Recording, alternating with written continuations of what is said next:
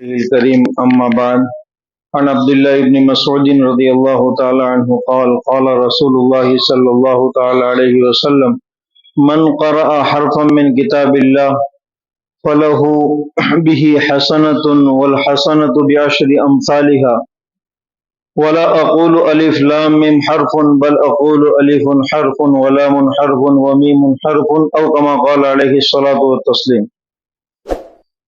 قرآن کریم کی تلاوت کے مسائل، احکام و آداب رمضان المبارک میں اللہ تعالیٰ کی توفیق سے ہم کثرت کے ساتھ تلاوت کا اہتمام کرتے ہیں۔ قرآن شریف کے بھی اپنے اصول و آداب ہیں۔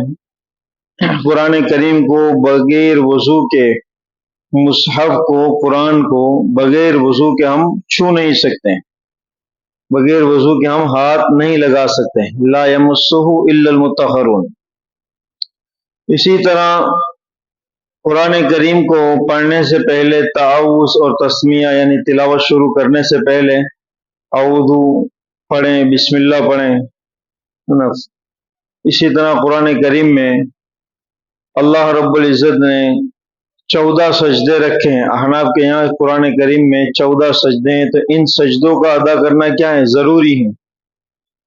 اور ان سجدوں کو ادا کرنے کی ترتیب یہ ہے کہ چاہے تو ہم جب سجدے کی آیت تلاوت کریں اس وقت ایک سجدہ کر لیں، یا 2 پڑھیں تو 2 کر لیں، یا تو مکمل قرآن کریم جب کریں تو ایک ساتھ 14 سجدے کر لیں۔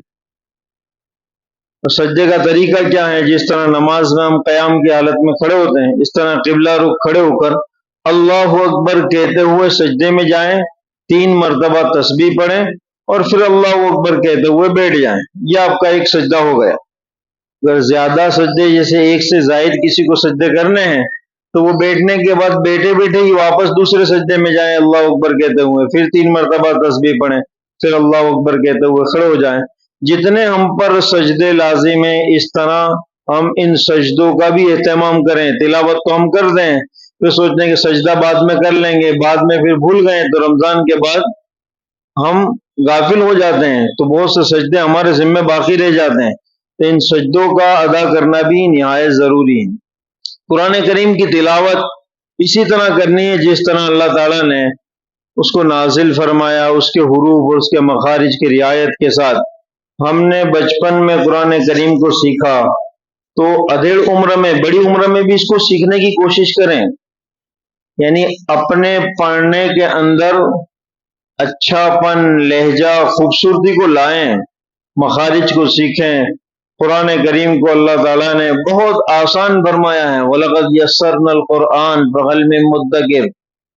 یہ سمجھنے کے اعتبار سے بھی آسان اور تلاوت کے اعتبار سے بھی، کہ ہم عجمی ہیں لیکن پھر بھی ہمارے بچے عربی سیکھ کر قرآن کریم کی تلاوت کرتے ہیں، اور دنیا میں واحد کتاب ہے کہ جس کو ہمارے بچیاں اس کی حافظ ہو جاتے ہیں، اس کو یاد کر لیتے ہیں۔ تو یہ آسان اللہ تعالیٰ نے بنایا ہے۔ تو بہت سے لوگ جنہوں نے قرآن کریم کو نہیں سیکھا وہ بڑی عمر میں سمجھتے ہیں کہ اب بہت مشکل ہے، اب وہ قرآن کریم کو سیکھتے ہی نہیں ہے۔ تو سیکھنا ضروری ہے۔ جنہوں نے تلاوت کو نہیں، قرآن کریم پڑھنا نہیں سیکھا، یہ ضروری ہے نا، اسلام کی بنیادی معلومات، یہ بنیادی معلومات میں سے ہیں، جواب دینا پڑے گا اگر نہیں سیکھا تو بڑی عمر میں بھی اس کو سیکھیں، آسان ہے، ہر ایک اس کو سیکھ سکتا ہے، سیکھ کر پڑھیں۔ ایک اہم مسئلہ جو لوگ بار بار پوچھتے ہیں کہ کیا ہم موبائل میں قرآن کریم کی تلاوت کر سکتے ہیں؟ موبائل میں قرآن کریم کی تلاوت کر سکتے ہیں، موبائل میں قرآن کریم کی تلاوت کر سکتے ہیں، لیکن اس کے بھی اپنے اصول و آداب ہیں۔ وضو کے ساتھ آپ اسکرین پر جب موبائل، قرآن کریم موبائل کی اسکرین پر کھلا ہوا ہو تو اسکرین پر ٹچ کرنے کے لیے بھی وضو ہونا ضروری ہے۔ جیسے آپ کے ہاتھ میں قرآن ہے تو آپ بغیر وضو کے قرآن کو نہیں چھو سکتے، لیکن اگر آپ نے موبائل میں قرآن کو اوپن کیا ہے تو اسکرین کو ٹچ کرنے کے لیے بھی وضو ہونا چاہیے، بغیر وضو کے ٹچ نہیں کریں گے۔ ہاں، موبائل کے پیچھے کے آزو بازو کے حصے کو ٹچ کر سکتے ہیں، لیکن جہاں قرآن کریم کی آیات ہیں وہاں آپ نہیں کر سکتے ہیں۔ اسی طرح فقہاء کرام نے لکھا ہے کہ افضل تو یہی ہے کہ قرآن کریم ہم مصحف میں تلاوت کریں۔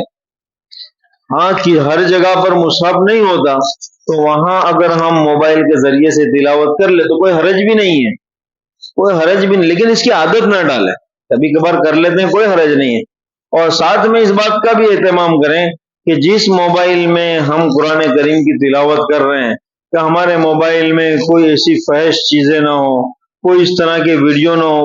آپ نے اس کو قرآن کریم کو وہاں رکھا ہے اپلیکیشن کے طور پر، تو اس بات کا بھی اہتمام کرنا ہے. قرآن کریم اللہ تعالیٰ کا کلام ہے، اس کا اکرام، اس کا آداب نہایت ضروری ہے. لہذا اپنے موبائل کو صاف شفاف رکھیں، بے ادبی نہ کریں. قرآن کریم کی ہم تلاوت کر رہے ہیں موبائل میں، اب کسی کا فون آ گیا یا پھر کوئی آپ سے بات کرنے والا آ گیا تو آپ اسکرین پر قرآن کریم کو اوپن رکھتے ہوئے ہی ادھر ادھر موبائل اس طرح نہ کریں، نہ اہتمام کریں، اس کو بند کر دیں، اس ایپلیکیشن کو ہی کلوز کر دیں تاکہ اسکرین پر قرآن کریم کی آیات ظاہر نہ ہو، اس کی بے ادبی نہ ہو. قرآن کریم کو پڑھ کر کیا شروع سے تلاوت کر کے اس کو مکمل کرنا ضروری ہے یا کہیں کہیں سے بھی تلاوت کر سکتے ہیں؟ قرآن کریم کی اصل تو تلاوت مقصد ہے. آپ قرآن کریم کے کسی بھی حصے کی تلاوت کریں، اصل تلاوت مقصد ہے.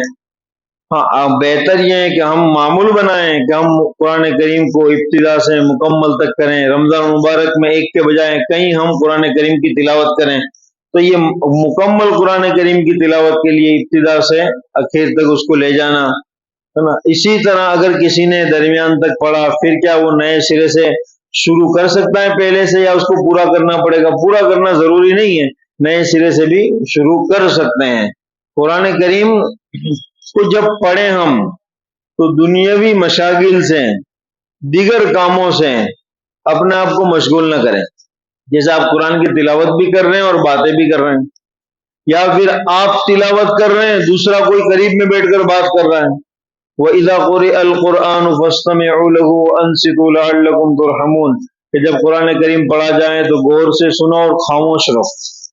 تو یہ تو آیت کریمہ فرض نمازوں کی بابت ہے کہ امام جب پڑھے تو مقتدی کو کیا حکم ہے؟ خاموش رہنے کا حکم ہے کہ مقتدی خاموش رہیں گے، وہ اپنی قرات نہیں کریں گے. سورہ فاتحہ قرات، امام کی قرات ان کے حق میں قرات ہوگی، مقتدی کو غور سے سننا ہے. اسی طرح عام حالتوں میں ہم پڑھ رہے ہیں کہ گھر میں یا مسجد میں کہ کوئی اتنی بلند آواز سے پڑھ رہا ہے کہ اس کی آواز قریب میں بیٹھے ہوئے شخص کو آ رہی ہے، تو اب قریب میں بیٹھے ہوئے شخص کے لیے لازم ہے کہ قرآن کریم کو بھی سنیں.